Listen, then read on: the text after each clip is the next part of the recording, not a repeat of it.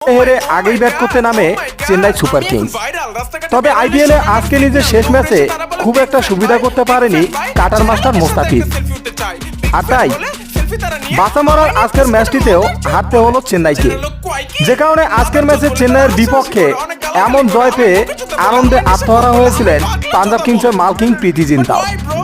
কেননা শেষ ওভারে যখন বল হাতে ক্রিজে আসেন মোস্তাফিজুর রহমান, ঠিক তখনই গ্যালারি থেকে উড়ন্ত চুমু দেন প্রীতি জিন্তা, যা ক্যামেরাবন্দি করতে একটুও দেরি করেনি মাঠে থাকা ক্যামেরাম্যান।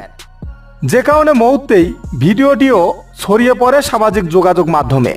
তবে পাঞ্জাব কিংসের মালকিন প্রীতি জিন্তার এমন কাণ্ড নিয়ে অনেকেই মন্তব্য করে বলেছেন, আগেরবার ফাইনাল ট্রফি জিতা চেন্নাইকে হারিয়েই কাটা গায়ে নুনের ছিটা দিয়ে এমন কাণ্ড ঘটিয়েছে প্রীতি জিন্তা।